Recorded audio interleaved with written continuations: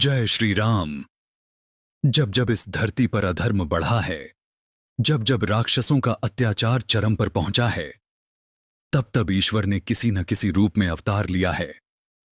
लेकिन क्या आपने कभी सोचा है कि वह शक्ति जिसने लंका जला दी, जिसने पर्वत उठा लिया, जिसके नाम से ही भय भाग जाता है, उस महाशक्ति का जन्म कैसे हुआ?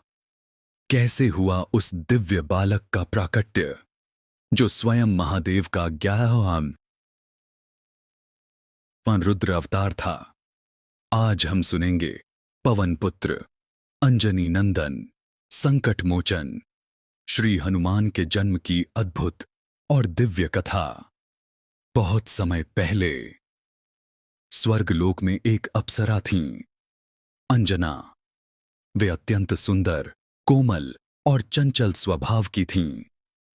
एक दिन भूलवश उन्होंने एक तपस्वी ऋषि की साधना भंग कर दी।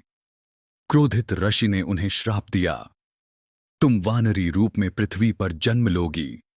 अंजना भयभीत हो गईं। उन्होंने क्षमा मांगी।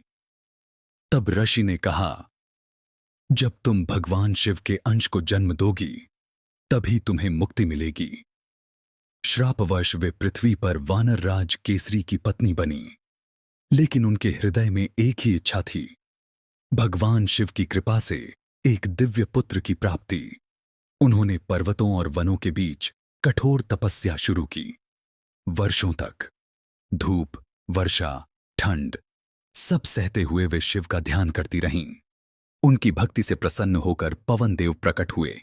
उन्होंने कहा, हे अंजना, तुम्हारी तपस्या सफल हुई।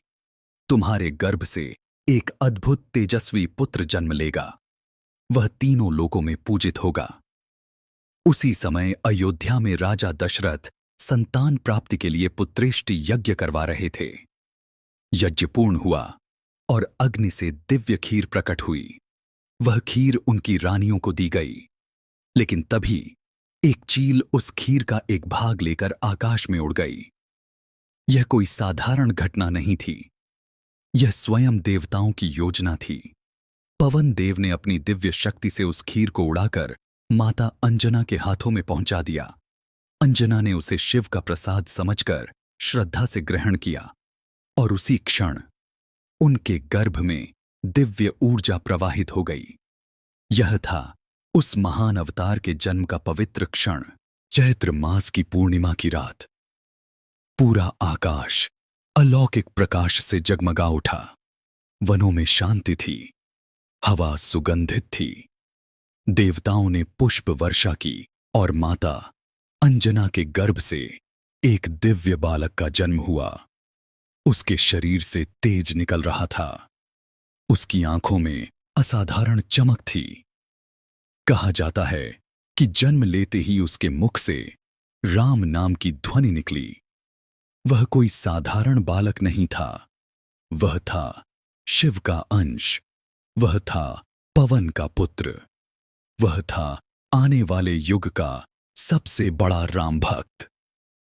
एक दिन बाल हनुमान ने आकाश में उगते हुए लाल सूर्य को देखा। उन्हें वह एक सुंदर फल जैसा लगा। बाल सुलभ चंचलता में वे आकाश की ओर उछले और सूर्य को पकड़ने चल पड़े। उनकी छलांग इतनी विशाल थी कि देवता भी आश्चर्यचकित रह गए। इंद्र ने वज्र से प्रहार किया। वज्र उनके हनु यानी ठोड़ी पर लगा।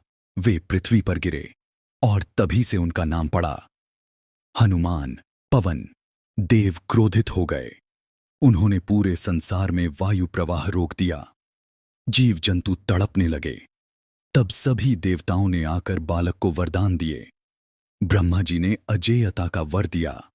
इंद्र ने अपने वज्र से कभी हानि न होने का आशीर्वाद दिया। वरुण, कुबेर, यम सभी ने उन्हें अद्भुत शक्तियां प्रदान कीं। इस प्रकार वे बने असीम बल, बुद्धि और भक्ति के स्वामी। हनुमान जी का जन्म केवल शक्ति प्रदर्शन के लिए नहीं हुआ था। वे इस संसार को सिखाने आए थे कि सबसे बड़ी ताकत है समर्पण। महादेव का रुद्र अवतार होकर भी उन्होंने स्वयं को रामदूत कहा। उनके हृदय में केवल श्री राम बसते थे। उनकी कथा हमें सिखाती है, यदि जीवन में विश्वास, साहस और सच्ची भक्ति हो तो कोई भी बाधा असंभव नहीं रहती। तो दोस्तों, अगर आप भी बजरंगबली की भक्ति में विश्वास रखते हैं तो कमेंट में लिखें जय बजरंगबली। और ऐसे ही दिव्य कथाओं के लिए चैनल को सब्सक्राइब जरूर करें।